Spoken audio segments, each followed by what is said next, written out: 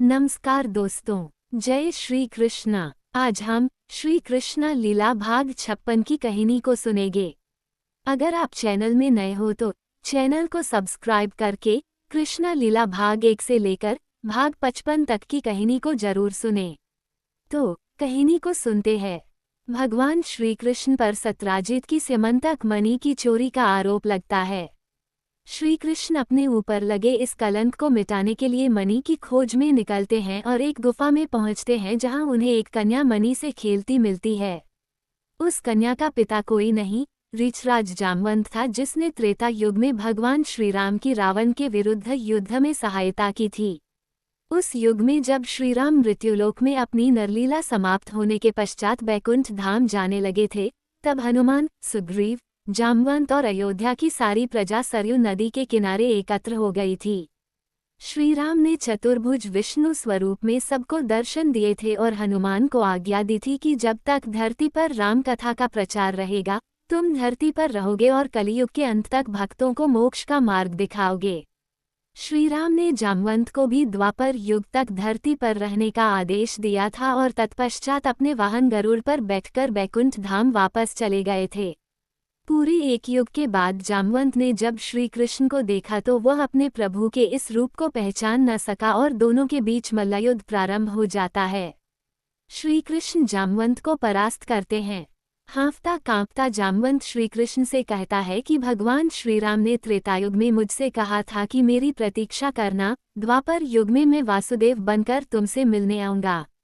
और मैं ये भी जानता हूँ कि मेरे प्रभु के अतिरिक्त कोई अन्य मुझे हरा नहीं सकता, परंतु तुमने मुझे कैसे पराजित कर दिया। तब श्री कृष्ण जामवंत की सारी दुविधा मिटाते हुए कहते हैं कि वासुदेव कृष्ण मैं ही हूँ। ये सुनकर जामवंत श्री कृष्ण के चरणों पर गिरता है। श्री कृष्ण जामवंत को उठाते हुए उससे वरदान मांगने को कहते हैं। जामवंत भक्तिभाव से कहता है कि मैं अपनी पुत्री जामवंती के लिए आपको वर के रूप में मांगता हूँ। और जामवंत अपनी पुत्री का हाथ और स्यमंतक मणि दोनों श्री कृष्ण को सौंपता है। श्री कृष्ण जामवंती और स्यमंतक मणि लेकर वापस आते हैं तो द्वारिका में हर्ष की लहर दौड़ती है।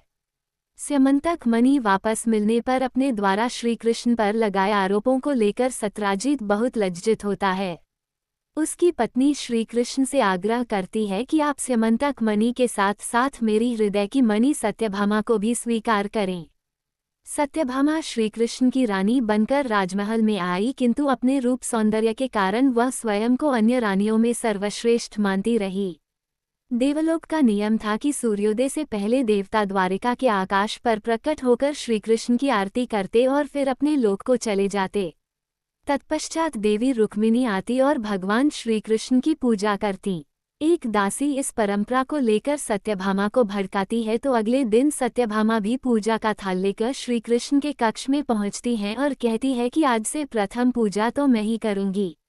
श्री कृष्ण आंखों से रुक्मिणी को शांत रहने का संकेत देते हैं। सत्यभामा श्री कृष्ण की प्रथम पूजा करती हैं। इसके बाद रुक्मिणी श्री कृष्ण की पूजा करती हैं। बाद में श्री कृष्ण और रुक्मिणी सत्यभामा का अहंकार खत्म करने के उपायों पर चर्चा करते हैं। उन्हीं दिनों प्रागत ज्योतिषपुर के दैत्य राजा नरकासुर ने तीनों लोक में उत्पात मचा रखा था। नरकासुर का दुस्साहस इतना बढ़ता है कि वो इंद्रलोक में प्रवेश कर इंद्र की माता अदिति के कक्ष तक पहुंच जाता है और उनके साथ बुरा बर्ताव करते हुए उनके कानों के कुंडल नोच लेता है।